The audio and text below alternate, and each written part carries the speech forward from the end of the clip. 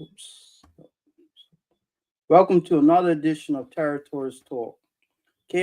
Territories Talk was founded in 2018 with persons from Bermuda, Cayman Islands, and Turks and Caicos with an aim to bring stories from the smaller islands of the Caribbean to the people. In 2021, we became online after post the pandemic. And over the course of years, we've had interesting interviews with persons from around the Caribbean region. I want to say welcome to my co-hosts, one from British Virgin Islands, Shana Smith Archer, one from Montserrat, speaker Shirley Osborne, who is not with us tonight. My name is Chris Famous of Bermuda. And tonight we'll be having a conversation once again about St. Eustatius, which is a Dutch island in the Caribbean, which is some people will learn a little bit about tonight. And I'm going to bring on the stage, and he puts his camera on, someone who I consider as a personal family friend for all my life, and someone who is a stalwart in the political movement, not just in St. Eustatius, but in the entire Eastern Caribbean. And without further ado, I now introduce you to Island Councilman, Mr. Clyde Van Putten. Good evening, Councilman. How are you doing? Got to unmute. Unmute. Yes, good evening, Comrade Chris, and good evening to your audience. Yes, good evening. How are you? And how's your family? Well, I'm doing great, and the family are doing great. We just over the Easter holidays, we had a good time. I had the opportunity to rest a lot because I've been traveling a lot on official business over the last month and a half. So it was also an opportunity for me to relax and try to get back together because there's still a lot of work to be done. All right. So for those who don't know, tell us a little bit about St. Eustatius. St. Eustatius is an island in the Dutch Caribbean. We have a population about 4,000 plus people. Many people would have heard and known about St. Eustatius. It was called several centuries ago the Golden Rock. And we know one of the things that Statia really stand out for is that on the 16th of November, 1776, Statia became the first island nation that recognized the new nation of the United States after the struggle and the fight that they had for their independence from Great Britain. Statia was that island that was the first to recognize America as a new sovereign nation. Of course, we paid the price because we know that Rodney, who was heading the British naval fleet, retaliated, and Statia was almost flat as a result of that courageous act that they took on then. So on the 16th of November in 2026 will mark the 250th anniversary since the island, recognized the United States as a sovereign nation. It was a brave and courageous act, but we paid the price, and that is why last year, when we celebrated the Statia Day celebration, I indicated back then to the United States Council that was present that while it was brave, while it was courageous, I believe the United States have an obligation, to reward the island, because since that time that we did that, and there was a retaliation on the part of Rodney. That was the British naval admiral back then who launched the onslaught against Statia. I believe it is incumbent upon the United States to be that big brother, big sister, and to give the island some form of compensation for the bravery they did back then in making the American nation the powerful nation that they are today. Well, maybe it might happen after this president, but we get nothing from this president. Yeah, but imagine. So, fast forward a bit. Statia now has its own flag. Tell us a little bit about the flag. I repeat that again. I said, fast forwarding a bit, Statia now has its own flag. Tell us a little bit about Statia's flag. Well, 20 odd years ago, Statia was one of the last islands in the former Dutch Netherlands Antilles to, accept its own flag. It was highest 20 odd years ago. But I must admit that the Island Council, some years earlier, had made a decision, and we were unanimous in choosing the flag and coat of arms. But there were some people on the island who still had that loyalty to the Dutch and felt that by, pushing forward with your own flag, they did not see it as a form of our own identity, but they see it more in the direction that we were indicating that we wanted to be an independent state, independent country. Of course, we didn't see it that way because it was under the government of the St. Eustatius Alliance, which I was a part of, that we came up with that idea to have our own flag. And definitely I see the flag as our own identity, so we have it 20 odd years, and we are very proud of it. It's a symbol of who we are, what we are, and what we would like to become in the future.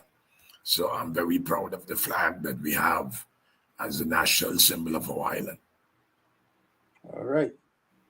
So tonight we're going to talk a little bit about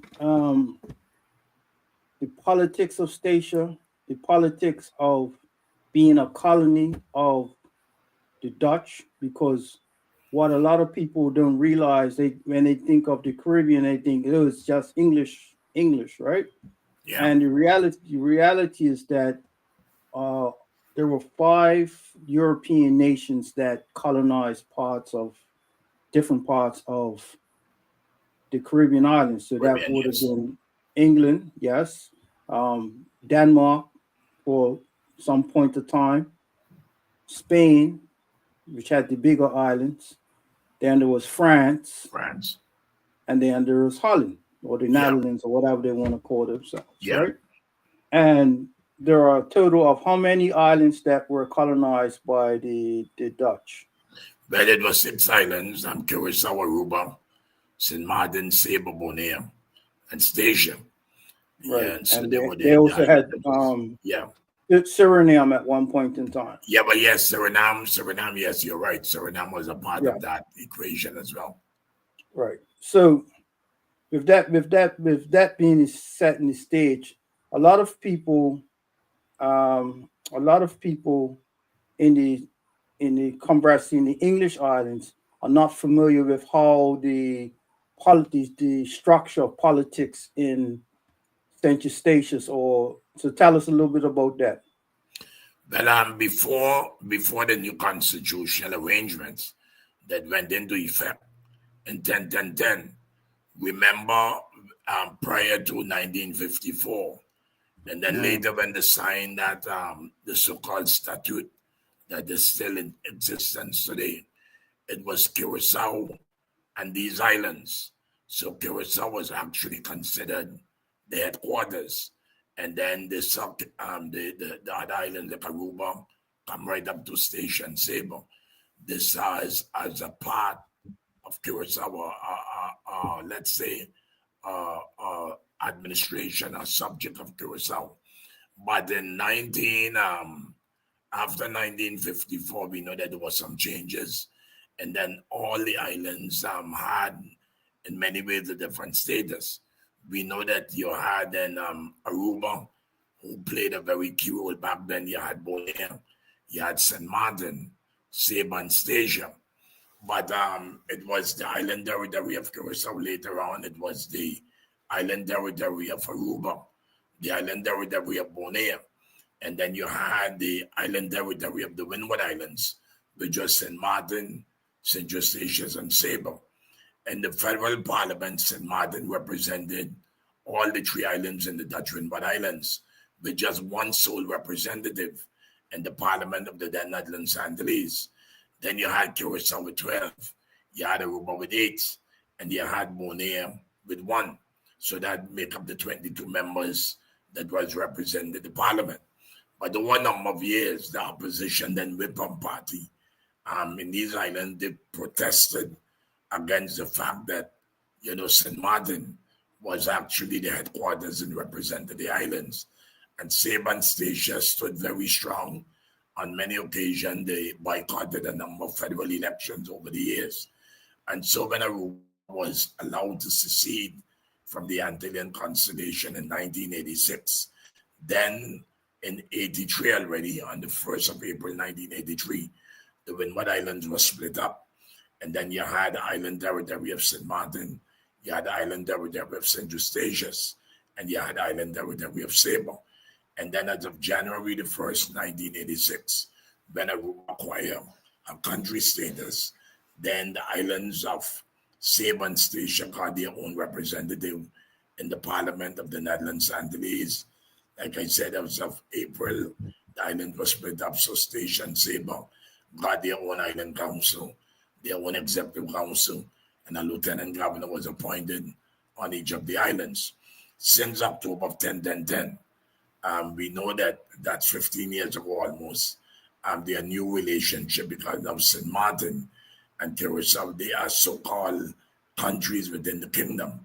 And Stacia, Saba, and Bonaire, they are now public entities. As you know, that Stacia never voted for the status that we have at this point in time. We always maintain that if we were the last island to maintain the Antillean structure, we would do that.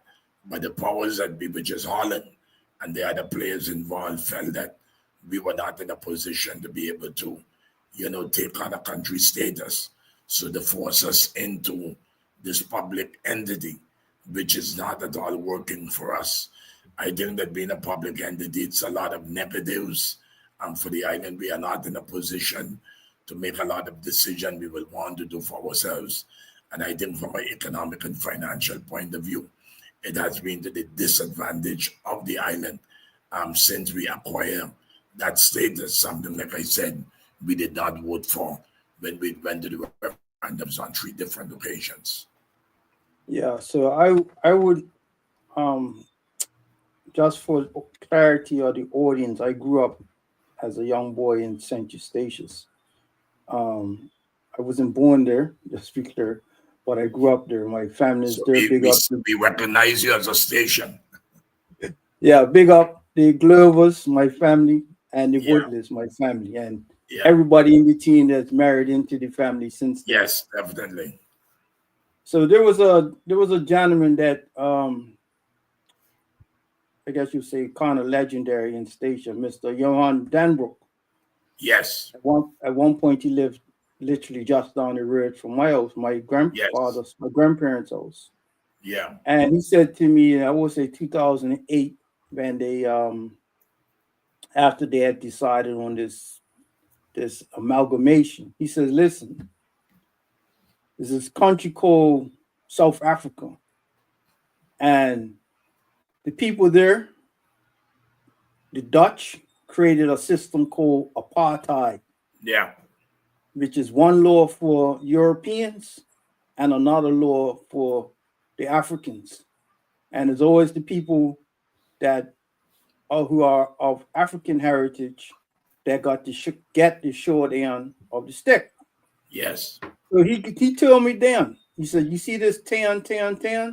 This is just another form of apartheid where the people of African heritage, Stacia people, are going to get the short end of the stick, and the Dutch are going to have the bigger end of the stick beating us, right?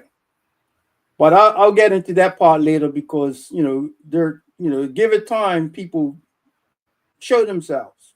Mr. Danbrook passed away last year. I just want to give a shout out to his family. Yes. But before we go into some of the recent things, I have to apologize. I need you to tell us a little bit about who is Clyde Van Putten. Well, Clyde Van Putten is the son of the late Stanley Van Putten and Mildred Van Putten, Edinburgh. My mom was born in the islands of St. Kitts and Crabble, St. Kitts in the Sandy Point area. And my dad, he was born here on the island of Statia to the late Rebecca Van Putten and Tommy Mead and Penny Feather. I'm also a native of St. Kitts, while my grandmother was born on the island. I am a part of a family. I would say my dad had 22 children. He was married to my mom. My mom had 10. And then he had 12 other children with my stepmother. And we have a very good relationship. Both my dad and my mom, they are now deceased. But my stepmother is still alive and have very good relationship with her, as well as all my siblings on both sides. I am the second son in the whole equation. I went to the Methodist Kindergarten School.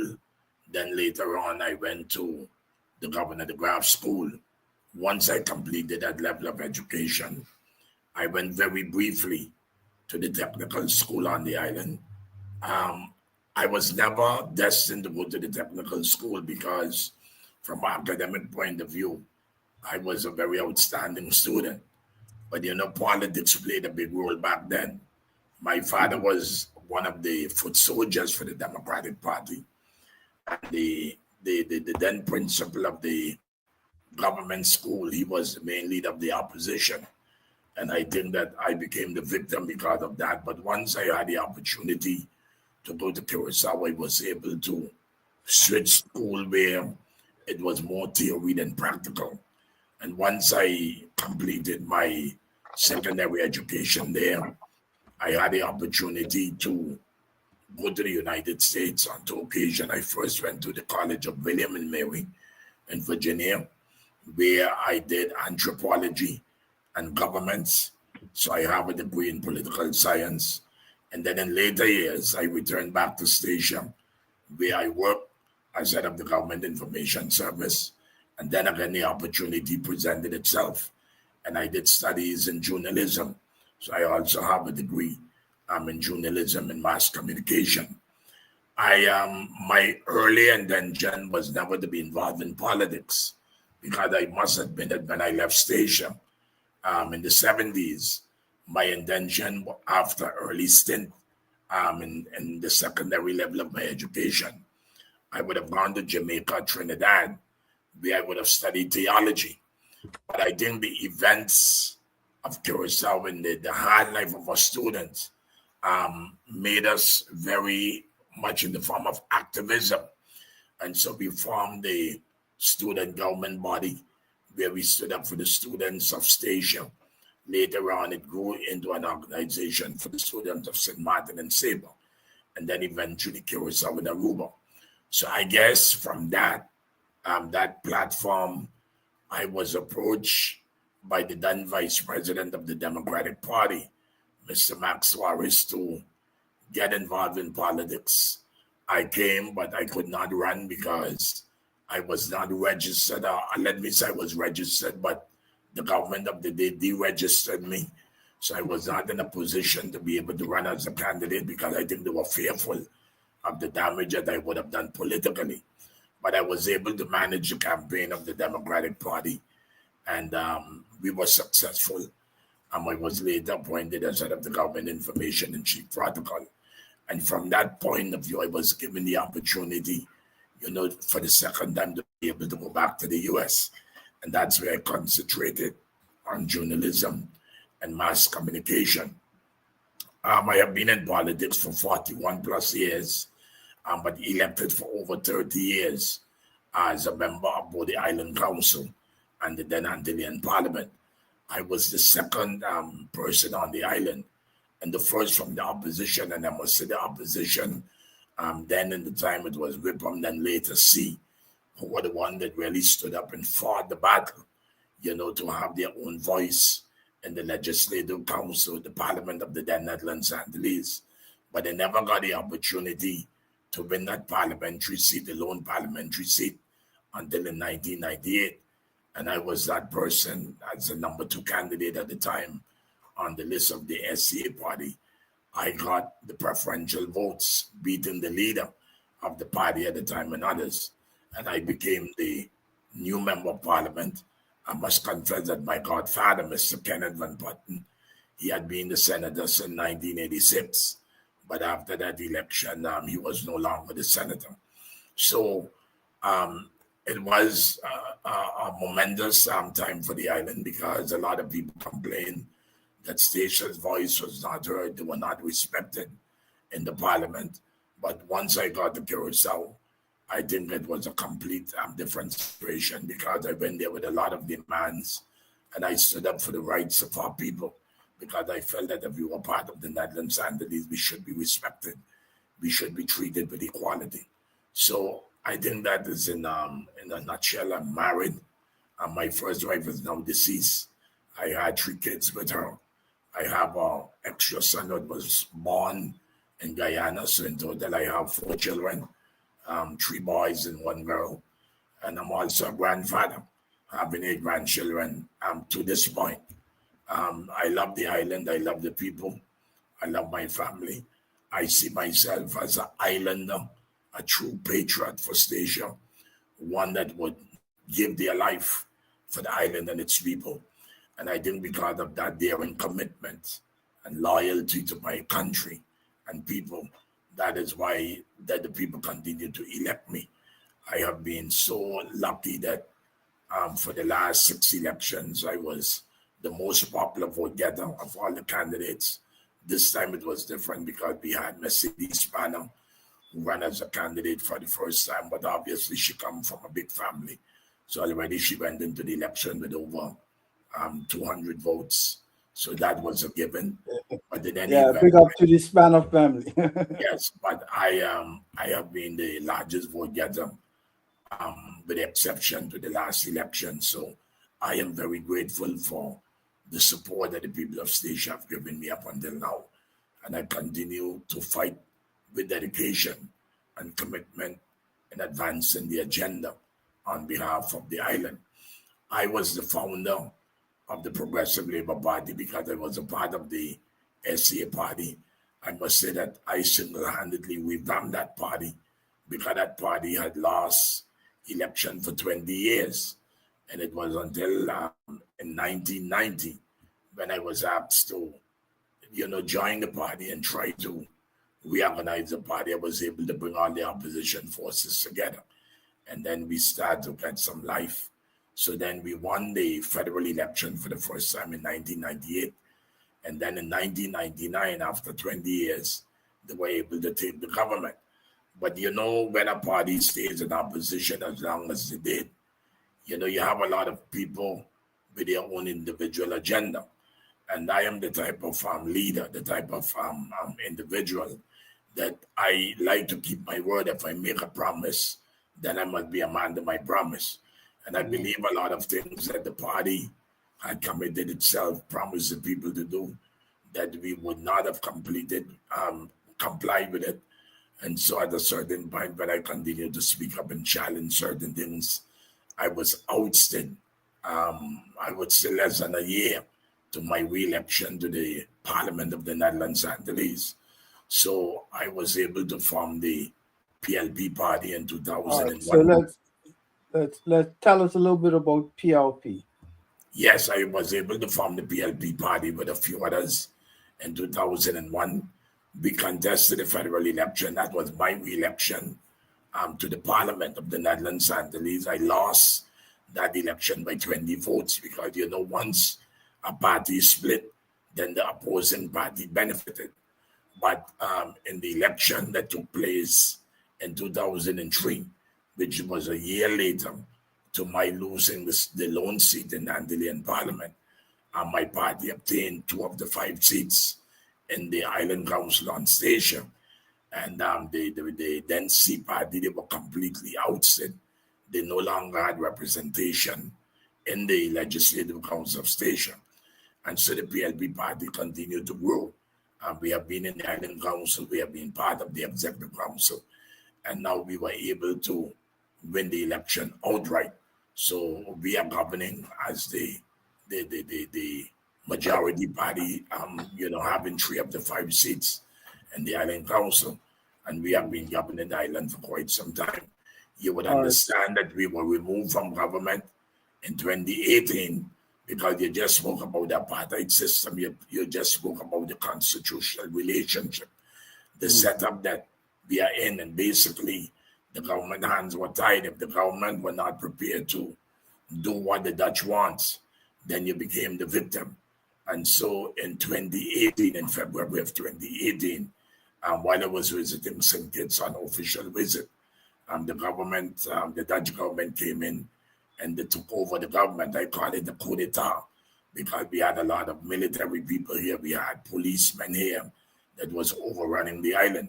And they removed the government and appointed a Dutch puppet government to run the affair. That took place for the past 6 years. But I think it was last year, that the island were able to get back its full autonomy in the sense that the Island Council is fully back in place with the budget rights. We were able to appoint commissioners to the Executive Council, and so we are able to run the government. But even though that is the case, there's still a lot of interference. There's a lot of legislation, a lot of policies that basically you are committed to. Your hands in many ways are tied, based on the colonial laws that are in place. And so sometimes it is very difficult. But obviously, as an experienced politician, I have always stood up against it. I think that was the main reason, because everybody know that the PLP was calling for more autonomy, full internal self-government, where we could make our decisions and develop the islands in the way we wanted to do it. We had gone to the Island Council at some point, in 2016, 2017. We passed a Bill of Rights. We passed a constitution. And basically we were ready, to declare statehood. But they came in and they removed us from government. But, to their dissatisfaction, we came back even stronger. Because what we were doing at that point in time, and even today, the people stood with us. The majority of the people are not in favor of the status that we have at this time. And so we are resolute, in our effort to ensure that the Dutch, comply with the decolonization process. Because as you know, 1950 to 53, they signed an agreement at the UN where they indicated that the then Netherlands Antilles, along with Suriname, was an independent federation. But so many years later, that is not the case, and we continue to call upon them, to complete the decolonization process. And until such time that is the case, whether in government, in opposition, or even as a private activist, I will continue to keep the pressure on, keep the fire burning, to ensure that the Dutch comply with what they signed to in 1952-53 at the headquarters of the UN in New York. All right, so let's thank you for that. Let's talk about, just for a few minutes, how did the name PLP come about? Well, the PLP came about in the aftermath of my ouster from the St. Eustatius Alliance. And I remember specifically, how the name of that party came about? Well, yeah, the Progressive Labour Party. I believe in progress, and the backbone of the party was labor. So that is where the whole idea came up. Because we were always fighting for the labor class, the working class on the island, the small people, the fisher folk, the farmers, the planters, the laborers, the contractors. So we felt that because that was our main aim, to fight for this particular sector of the island, but we also believe in a progressive agenda. So that is where the whole idea came up, of progressive labor. And then, of course, because it's a political party, the additional P came into place, and that's where it came with the Progressive Labour Party. All right. The reason I asked that is because we had a guest on a few weeks ago, my cousin Charles Woodley, and I asked him. Most people in the Caribbean don't realize that in the entire Caribbean region there are 4 parties with the name PLP. There's Progressive Liberal Party in the Bahamas, formed in 1953. The Progressive Labour Party in Bermuda, which I'm an MP of, formed in 1963. PLP in St. Eustatius, which you helped to found, and also PLP in St. Kitts, which is Yes. founded by the Honorable Timothy Harris when he came away from the St. Kitts and Nevis Labour Party. So it's just interesting. It's always good thing to inform people of the background of parties. The names just don't fall out of the sky from nowhere. Yeah. And what would you say is the ethos, was and is the ethos of the PLP in Statia? I repeat that again. What is the ethos? What is the guiding principle of the PLP? Well, I think that the PLP speak about sustainability. The Mm-hmm. people believe, the PLP believe in an accountable government. A Mm-hmm. government by the people, for the people, and with the people. And like I said, we believe in sustainability. We believe that we should be the ones to develop and promote, a local cultural agenda, Mm-hmm. create an economy, where our people will be able to, identify and be able to benefit from it. While we accept the fact that we are part of a global village, and we welcome people from all nationalities, all ethnicity, and different countries.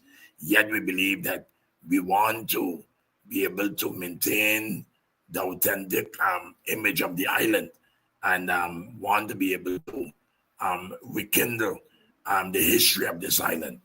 And so I think that those are some of the fundamental things that, as you mentioned, the ethos that island stand for. Like I said, transparent government, accountable government, a government of sustainability, and create wealth and opportunities for all people, but especially the people of this island. All right. And for those who don't know, what is the main economy of Statia? Well, it's a combination. We have the station oil terminal, which is more Mm-hmm. storage facilities at one point in time. We also had a small refinery on the island, but the main economy of the island, it's a combination, like I said, of the oil. You have in the construction as well.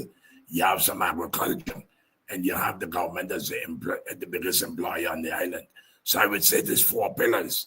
At this point in time, we are doing our utmost best to be able to exploit and develop the harbor more. I believe the harbor is a gold mine in itself. And so in the past, we had signed an agreement with the Curacao Port authorities that will help the local government, to exploit and develop, give more possibilities, where the oil, where the harbor is concerned. Just recently, I visited Curacao together with the new leader of our party, Commissioner Laird, and we were looking in that direction. I think that the difference between us and the Democratic Party is that they depend on the Netherlands for everything. I don't believe in that. I don't believe in begging. And I find in many cases, and I have said that publicly on the floor of the Island Council, so I don't have a problem in saying it on your platform. I see that our island has gone in the direction of too much begging. We were more self-reliant. We depended more on ourselves because even based on the law, the law states that once our island had a deficit in our budget, then it had to be covered then by the then Netherlands and the Lease government. And in many cases, that was not the case. The governments back then, along with the people, they were more self-reliant because you know that Statia was primarily based on agriculture. That have disappeared a lot, but we are doing everything what we can as well, to be able to move agriculture in a different direction, where first of all we can feed ourselves and then be able to export, to the neighboring islands as was the case, in the past. And so we want to be less dependent on the Netherlands.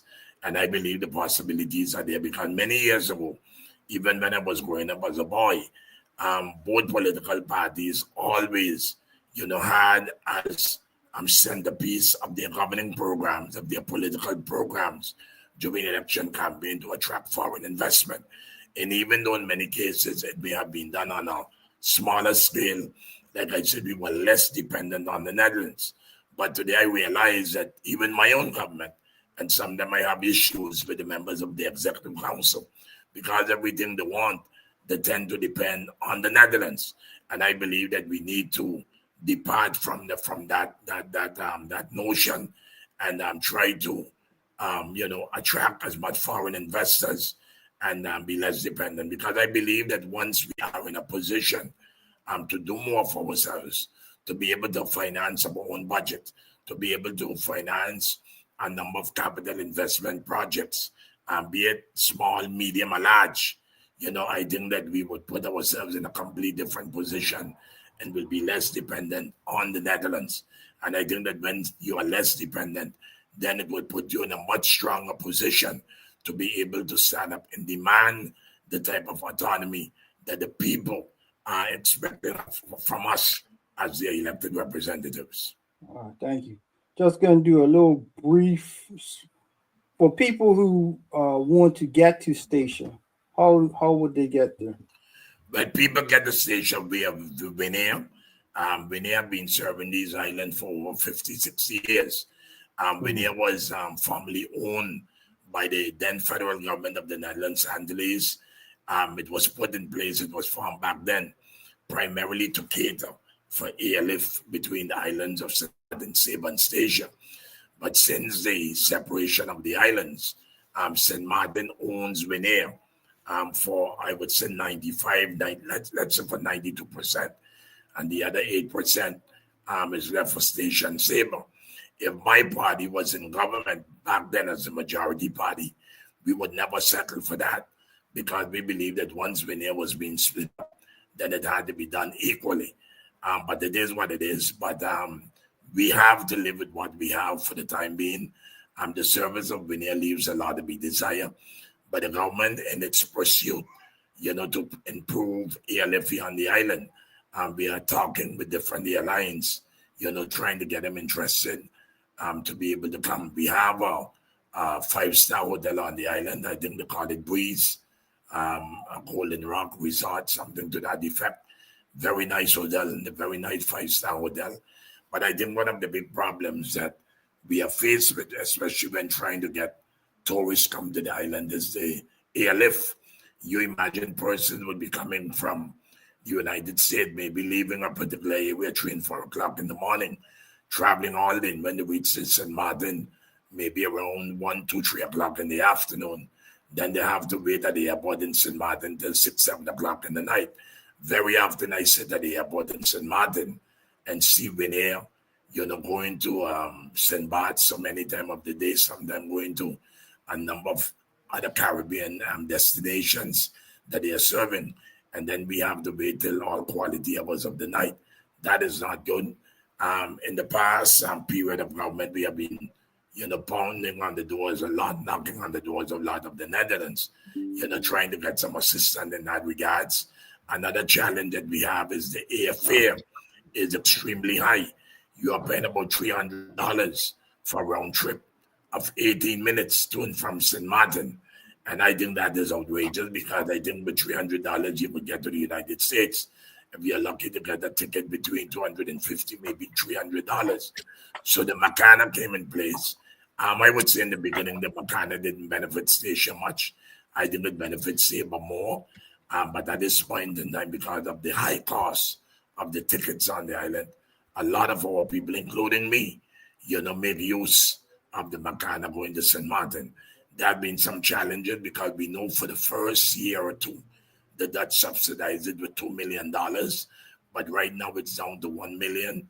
So automatically, the owners of the Makana, have been in constant consultations and discussion, negotiations, if you may, with the government of Saban Station to see how we could adjust the prices. But as government, we have fought off, putting the prices any higher, because that is what we are trying to avoid, forcing these high rates on our people.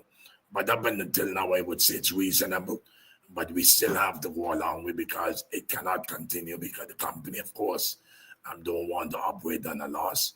But I think there's a lot of work to be done in terms of, airlift as well as sea transport. But as it pertains getting tourists, especially to the island, I think that tourists will feel much better if they are able to be flown into the island by air. And so the government, the current government, led by Ms. Leakdam, is doing whatever they can, to try to improve that situation. And we hope, that we now in the end of the year, that we will see a great improvement as far as airlift is concerned. All right. Earlier you made mention of that your mom was from Crabio, Sandy Point. For those that have been to St. Kitts or are from St. Kitts, if you are in the western end of St. Kitts, this is the Sandy Point area. You can see how close the first island with the triangle white, that's St. Eustatius. And the island that is in the background is Sable, which kind of shows you how close that Sable, where a lot of Bermudians, the family come from Sable. A lot of Bermudians, the family comes from St. Eustatius. And maybe 40% of Bermudians, the family come from St. Kitts. Yes. So I had a teacher while I was in station, Miss Burkle, and she said when she took stock of the children that she had taught, half the children in Statia, the family originally came from St. Kitts. That's subjective. It may not be accurate, but the point is to say that St. Kitts and Statia have always been historically close to literally, Yeah, but very much so because we had a lot of limitations back then, and even to some extent now. So a lot of the young men back then they went over to St. Kitts for a number of reasons. Some went to play sport. Some of them went for medical and just to socialize. And so a number of them, including my own dad, that's where he met my mother. And like him, many other men, young men at the time, they go over there, they spend weekends, sometimes all a week. Something that was very popular back then. The fishermen, especially when they catch the jacks, you know what the jacks are. Because of the small market on station, they would go over to St. Kitts and Nevis. And so if you really check on the island, I would say 90%, maybe more, of the population here have some kind of connection with St. Kitts Nevis and to some extent Anguilla. And so my mother was born in Crabble, St. Kitts. As a young boy, even up to when I was a teenager, we longed for the summer to go and spend that 6-7 weeks in St. Kitts down in Sandy Point. And even as a teenager, like I said, we continued going when we came home on vacation. And as an adult, I have that regular contact with St. Kitts. My first wife, who sadly died from cancer, she was born in Nevis, but grew up here on Statia with her aunts. And like I said, we have that close family bond, family connection between St. Kitts and Nevis. And so whenever my government is in office, I ensure that we have that close working relationship with the government in Bastia and Charlestown because I see that we have so much in common. Mm-hmm. So definitely, I remember the current Prime Minister of St. Kitts and Nevis. He came here with a summer program. I think it was with the Boys Brigade.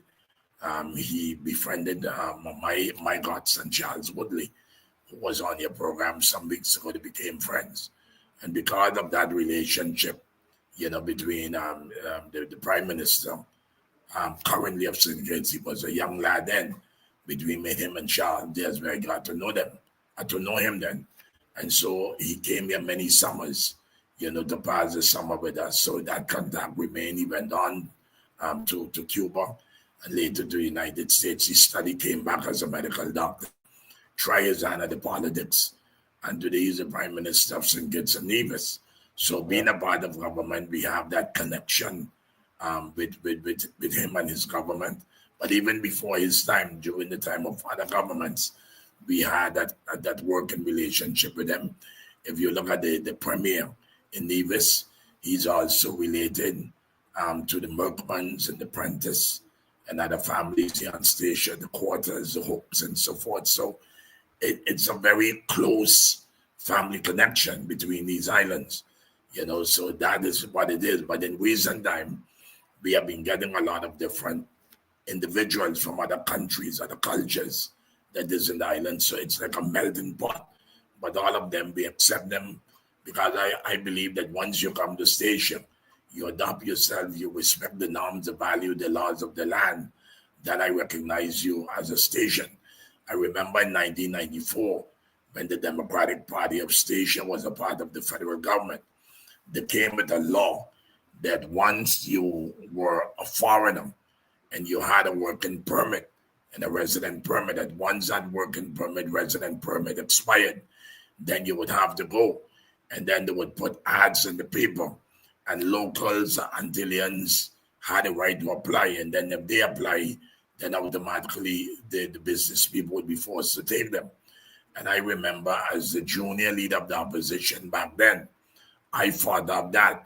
And so as a result of that, foreigners who were here, were able to stay, and many others were able to come after them because we are a Caribbean people.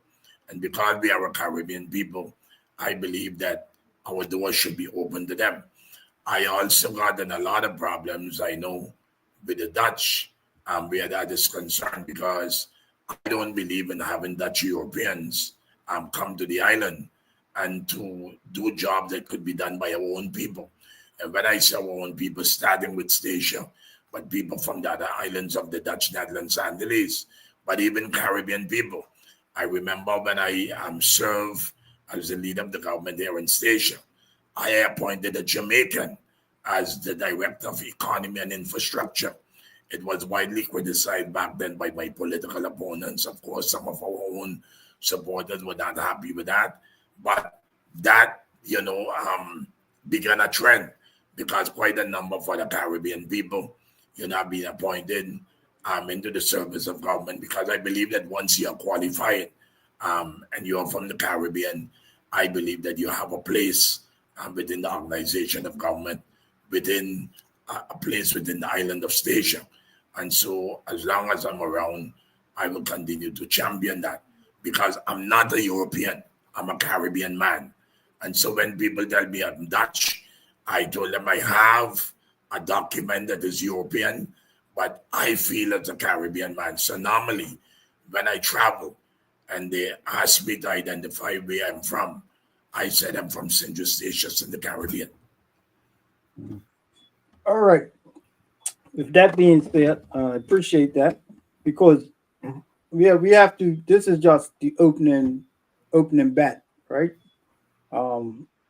We have another 10 or so minutes, but I just want to do a quick for those I'm going to pretend that I'm the Minister of Tourism for Statia. This is what. That is the right here, the yellow building with the lights. That is the new airport that was constructed. I think in the background there, that's a part of it as well on the top. And then on the left-hand side of the screen, where you're seeing the Dutch flag and the Statia flag, that is the old tower. It is still standing there. The building have deteriorated somewhat, but there's a new brand state-of-the-art tower that controls the aircrafts in and out of the island. Yeah. So again, for clarity, for transparency, my grandfather was. Your grandfather was one of the first, if not the first, taximan on the island.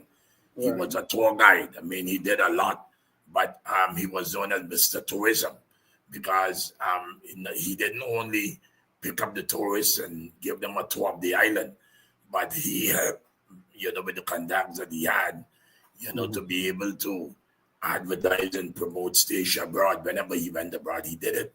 And based on his connection, we did that. We did not have the luxury back then of having a tourist office. So in many ways, he was the tourism ambassador for the island, and he made a significant, a monumental contribution towards national development of this island. and you guys are the offsprings of your grandfather. Today, you are still living his legacy. Yeah, thank you for that. Um, my grandfather had a taxi, and he was the first to have rental cars in the station. Yes. But I brought up the airport for a reason that as I was growing up as a young boy, I spent my summers with my grandfather.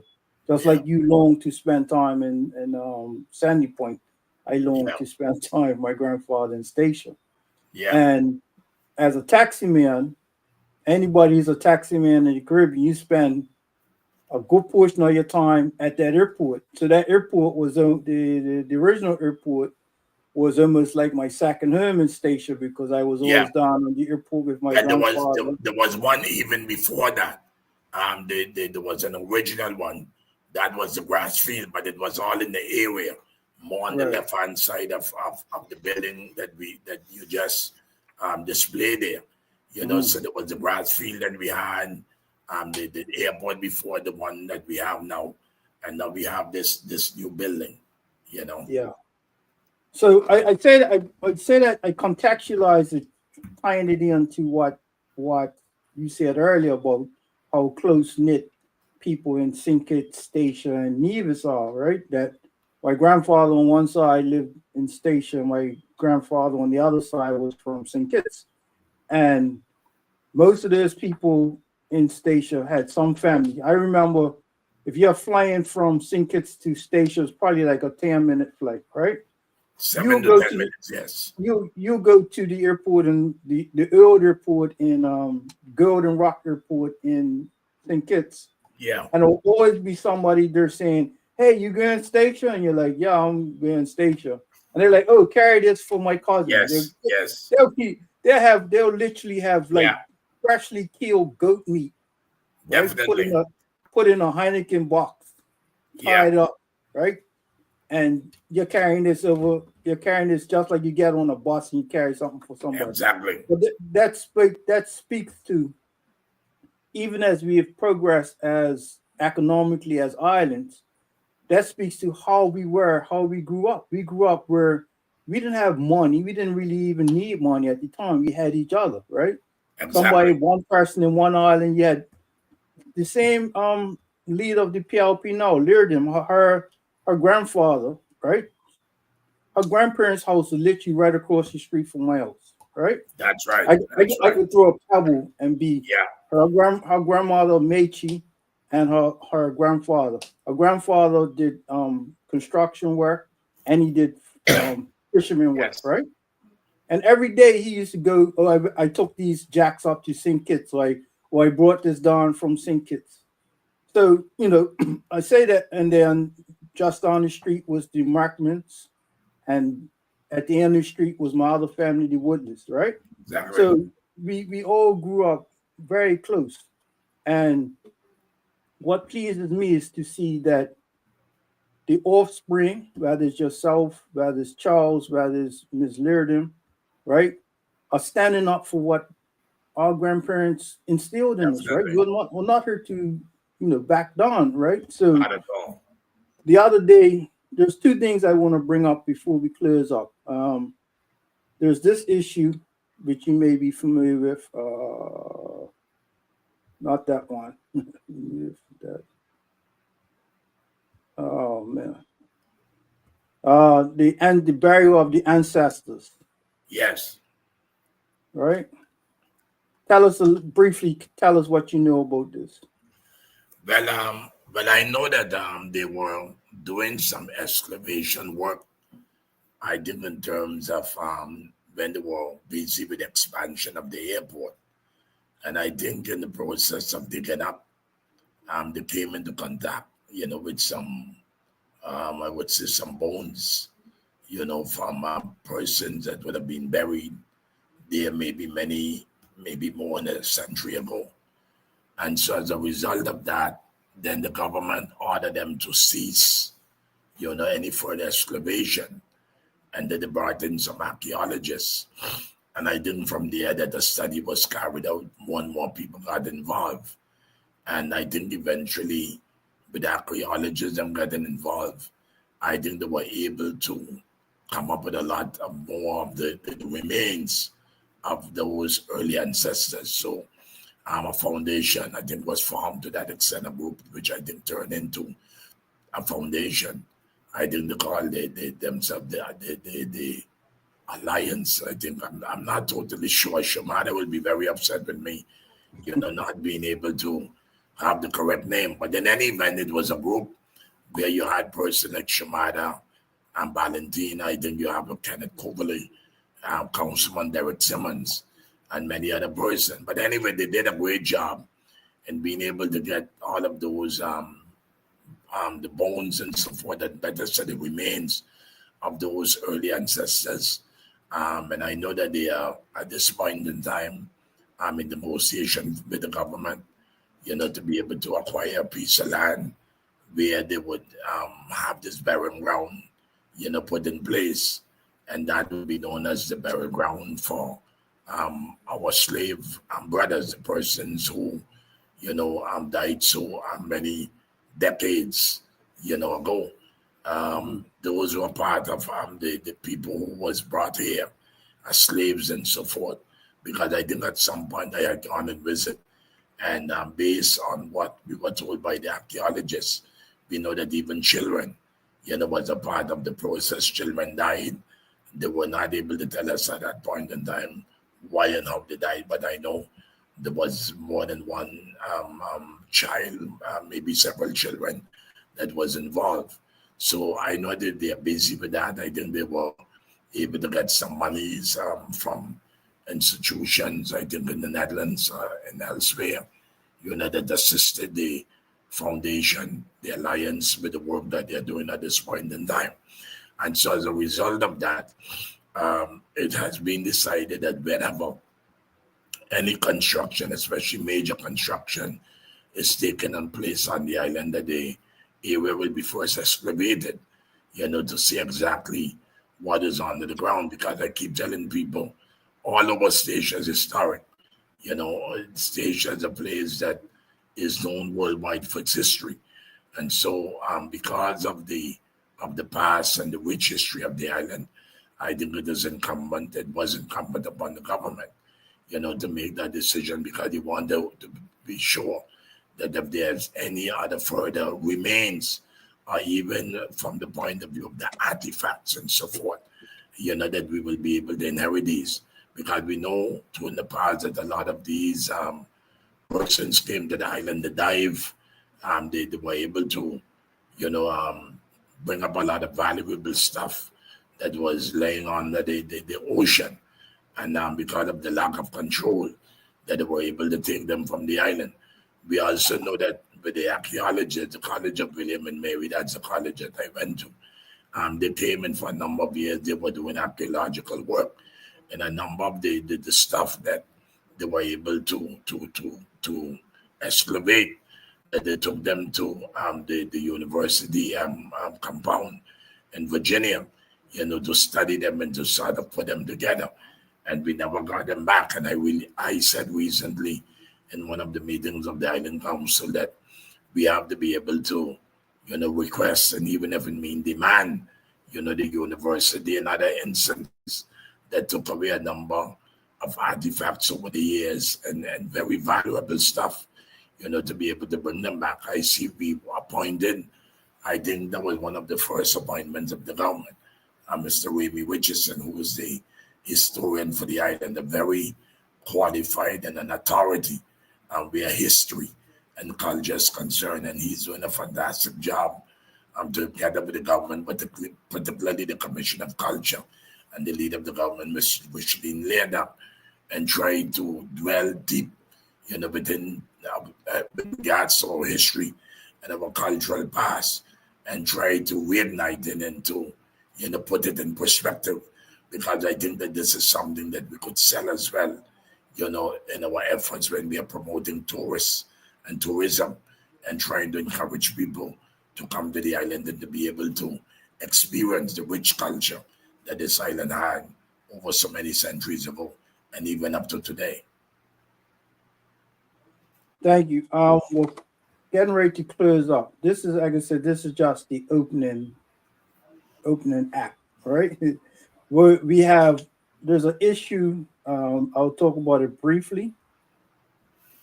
There's an issue that needs a whole show to itself, right? Where you have there's European people thinking that they can just recolonize the Caribbean, and that is why I'm grateful that um, there are persons such as yourself, Ziamora, I, my granddaughter, who are standing up for the people of Statia, right? And like I said, this is a show unto that is going to require a show unto itself. And I know you're traveling a lot, and when you get back home and you're rested, then we'll have another show talking about that, and also talking about this other interesting thing that took place recently in Sabre. Um, I was so happy to see it, where the island councils of Saint Eustatius, Sabre, and Saint Martin got together and had a conference. So, um, Yeah, but Mr. Clyde, very briefly, if I could talk about that meeting in mm, Sable. On the date when we met, it was 24 years and 5 months ago that mhm, Vincent Martin was still a part of the Netherlands and the least construct. That we had a meeting at the Great Bay Hotel in St. Martin, where we spoke about economic union between the three islands, because the economies of Statia, Save and St. Martin is so much intertwined. Everything that we eat, we drink, basically comes out of St. Martin. So we suddenly, despite our constitutional relation with St. Martin, being a country within the Dutch kingdom, and we being um, entities, or public entities of the Netherlands, yet we feel that we have to be able to work together.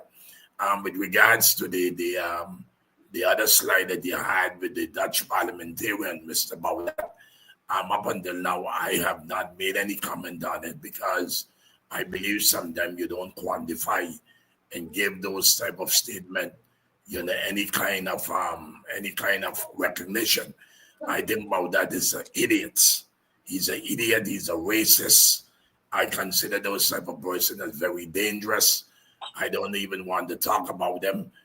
That is why I believe that the current constitutional construct that we have, being a part of the Dutch constitutional state, we need to get out of that. Our people did not vote for that. Our people vote for an autonomous station, a station where we would have our own government, our own parliament, make our own decisions.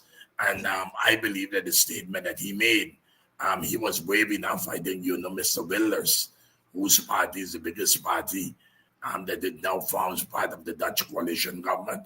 But I think that all of them think the way. Some of them is just more bold-faced, and they would come out and say what they have to say. Mr. Wilders have been doing it for years. Now we have Mr. Baudat. But I believe that all the political parties in the Netherlands feel the same way about these islands. But unfortunately, we still have a lot of house slaves in these islands who still believe that Holland is the way. Right here in Statia, I get a lot of problems with them, because we have a lot of house slaves living here, whether you like it or not. And I remember when my government was removed in 2018, I remember that famous day when the then Minister of Kingdom Relation, you would refer to him as the Minister of Overseas Territories. I remember there was a delegation, mainly supporters of the Democratic Party, went there and they considered him a messiah. They had flags and they were celebrating. Only a year later, some of the same persons who invited him then, they were the ones that were screaming and bawling. I don't think that the Dutch have anything good for the island. A lot of the things that they do, I say to people all the time, that it's our money. They are collecting taxes, and a great amount of money they are collecting here in taxes on the island. And we have been asking them to consistently let us know what amount of money they are collecting, and they are not saying it. If it was not what they think they should be collecting, we would have known. But the fact that they have refused up until now to let us know what each island, meaning Statia, Saba and Brunei is collecting, it means that they're collecting a lot of money on the island. But like I said, I will continue to be that advocate because I think that that was one of the premise for which the PLP party was formed as well, to stand up for more autonomy, a station in many ways on its own, to be able to make its decision here at home, developing the island that we see best for our people. And if we are in a position to be able to build our island the way we would want to build it, then those lunatics, such as Mr. Baudat, who made that statement over a week ago, if you see on the photo, you would see how the dark lady, she's one of the members of the parliament, because I think she came from Suriname descent. She's our MP in the Dutch parliament on her first term. And I think the expression on her face speaks volume. But I see people like that. He's a racist. He's a narcissist. He's a lunatic. And you don't expect anything different from people like that. But again, I'm saying these type of statements should be a wake-up call, not only for the people of Statia, but for the peoples in the entire Dutch Caribbean, because they are politicians, they are leaders, not only on Statia, but even on the other islands, who still feel that Holland is the way. But I don't feel that Holland is the way. I believe in a sort of Commonwealth relationship with them. So I'm not saying cut ties totally with them, but I think a lot of our people hold on and believe that, like the Democrats used to say back then, that the queen or the king will take care of you from the womb to the tomb. But I don't believe in that, because clearly the younger generation of politicians, the younger generation of people in the Netherlands is seeing it, completely different than the leaders back then were thinking. And so I believe that we need to start looking in the direction and come to recognize and realize that the time will come when Holland would not be prepared. I think a lot of our people continue to hold on because of this Dutch European passport, and they feel that Holland is pumping a lot of money into the country. A lot of people on Statia Chris still feel that the Dutch European passport is a certificate to heaven. But I don't believe that, because I believe that you cannot tell the Haitian that this passport is not good. You cannot tell the Cretician and the Bermudian that their passport is not recognizable. But here in Statia, there's a lot of people that want to go to heaven, but they don't want to die. And I believe that the time has come that we need to bite the bullet. We need to stand up and be accounted for, and we need to chart the course of more autonomy and become rulers in our country.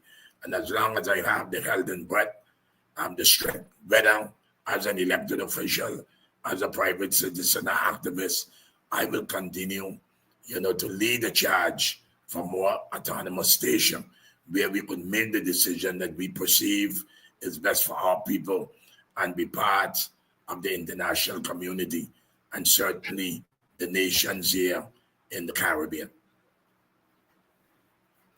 All right, my brother, my mentor. We'll continue this conversation. Thank you. You just let me know when you got a break in between traveling and representing the people of Statia. You stop by my grandmother's house, tell her I say I love her. I will do that. Yes. You can't. I was happy to be on your program. Yes, I was happy to be on the program at any time I'm available, and willing to continue to stand up. I see I'm getting greetings, or we are getting greetings from James Fries. He is the chairman of No Skip Back. He is one of their, fighting the cause, championing the cause for these islands to be able to stand up and to take their rightful place, within the international community. And so I want to salute him as well and thank him for the tireless efforts that he's making, not only on behalf of Bonaire, but on behalf of the free people of the Dutch Caribbean islands. All right. Well, I would say, I would throw this in. The islands that happen to be colonized by the Dutch. We are not Dutch Caribbean. We are we are not English. I'm not English, just like you're not Dutch. I am not English. We are Caribbean people. My forefathers and foremothers were born on islands that were colonized by the Dutch Definitely. and the English, but we are not English or we are not Dutch. So, Definitely. like I said, we'll continue this. Maybe we have a show on with yourself Certainly. and Certainly. some folks from Sable or Station. You know, I mean, sorry, St. Martin. Yeah. You can better coordinate that. But this is a Yes. conversation that we have to continue and a conversation that we have to get out into the wider mainstream of Caribbean news, because if we don't tell our stories ourselves, no Nobody one's will going to do tell it our for stories us. Nobody. for And us. if they do it, they will do it to sue themselves. So we are the ones called to tell our stories so that the world would know, the Caribbean would know exactly what is taking place. Because a lot of people feel that because we are we are a part of the Dutch constitutional setup, that did some better roses. But I can tell you it's hell on earth. Because I say all the time to people, if I did, for instance, the healthcare system on the island, before 10, even though we had our struggles, less people died on the island. Since 10, I mean, it's any amount of people. I think we have more than 10 to 12 deaths on station. And you know, Chris, as a part of station, very rare you will have people dying. For instance, you have the local doctors who would refer patients to Colombia and elsewhere. And you have somebody in Bonaire and a Dutch insurance company that was set up, and they would actually go many times different in advice that is given to the local practitioners. So because of the lack of proper health care, a lot of our people, have fallen victim to this. So it's not as easy as it is. Sometimes you have to, give up so much. It's almost like a young woman is being robbed of her virginity. I use sometimes those type of terms, to make people realize how difficult it is having to deal with the Dutch. So it may look good from on the outside, but it is not as good and rosy as many people would believe. We are living with it. We are faced with the day-to-day challenges, and I can tell you, it is not what it looked like. Because there's a saying, it's not all that glitters gold, and definitely this constitutional setup that we are in, it's like the Dutch in many ways still have their knees in the necks of our people here on station. All right, my brother. We'll talk. And to the people who tune in, thank you for tuning in. The people all across the Caribbean that tune in, a special shout out to our media partners, Cayman Road and Cayman Islands, Radio Turks and Caicos, Montserrat ZJB Radio, Virgin Islands CBN Radio, that's the British and the Virgin Islands, British and US Virgin Islands. Bermuda's Channel 82, Radio Sabre, PJFE, and Barbados CBC Channel 8. We are going to continue to talk about what's going on in all our islands, because we have to get our own stories out. And I thank you once again. And to the people of Statia, see you soon. Bless up. It was a pleasure. All the best.